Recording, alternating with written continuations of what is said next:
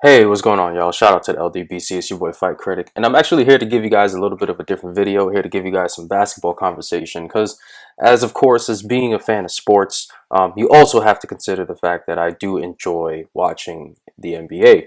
Now, of course, we had our very first massive trade of the season, which involved a four-team trade between the Rockets, the Nets, the Pacers, and the Cavs. Of course, the marquee name coming out of this was none other than James Harden. But it's also important for us to spend some time and take a look at this deal entirely. And the reason why we have to take a look at this deal entirely is for a couple different things. First of all, we have to understand what was going on between the situation with James Harden and the Houston Rockets, where James Harden effectively quit on his team.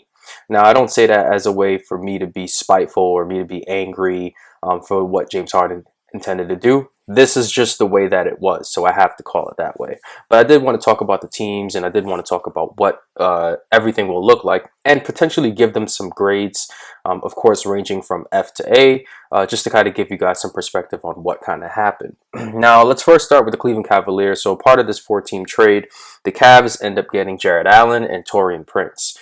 My grade for them in this trade is probably going to be somewhere around the C- range.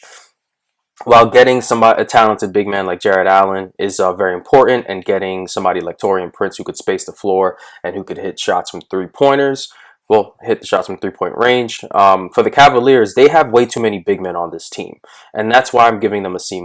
They already have JaVale McGee, they already have Larry Nance, and they already have Andre Drummond.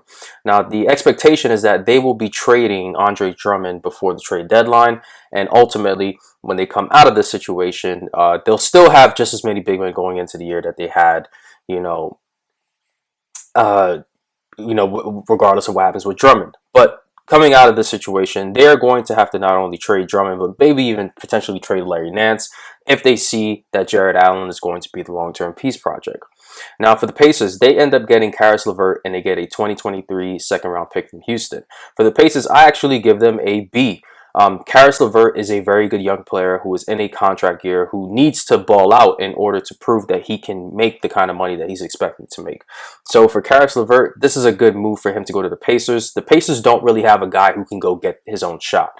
They have a really good centerpiece around Malcolm Brogdon, Miles Turner, and Domantas Sabonis. So adding a Caris LeVert to that team is really, really good. And then when TJ Warren comes back, you now have two guys who can go out and get their own shot. So really good move for the Pacers. They also managed to flip Victor Oladipo, who was looking for a way to get out of Indiana, and somebody who had not been really up to the par when it comes to his health over the last couple of years. So they get a Caris LeVert who, despite that one major injury that he had a couple of years back, he's been relatively healthy and he's played really well.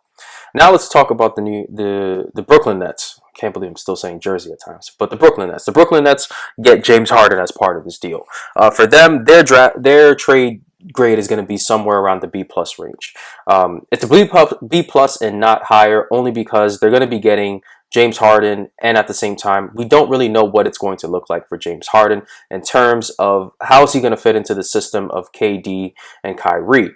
And the Nets had to trade a shit ton of assets in order to get James Harden. So they don't really know what their identity is, even though they had started to find that identity early in the season. Now they have to kind of hit the reset button and do it again. And ultimately, we don't know what the Nets are going to look like at the end of the year. Now, if the Nets end up winning an NBA title, then yes, they have won this trade. But ultimately, we won't know until that happens, or if it happens. And last but not least, let's talk about the Houston Rockets. The Rockets get Oladipo, they get Karakas, they get Exum, they get 4 unprotected first-round picks, and they get 4 unprotected first-round pick swaps. And I think they also get a second-round pick. So they get 9 picks for James Harden. They get Victor Oladipo as part of the Caris LeVert switch, and they get about 2 players who are guys who can come off the bench and give you minutes if necessary. And they get 9 picks to go along with the fact that John Wall has looked pretty good, and they got a first-round pick out of that. So they get 9 first-round picks out of this summer from Westbrook and Harden. The Rockets get an A+ for this trade. Not only are they able to give more touches to their new big man, Christian Wood, they've got DeMarcus Cousins coming off the bench, and they got John Wall looking in great shape, but they kept Eric Gordon, they kept PJ Tucker, and now ultimately they get 9 first-round picks from this summer, and they get Victor Oladipo.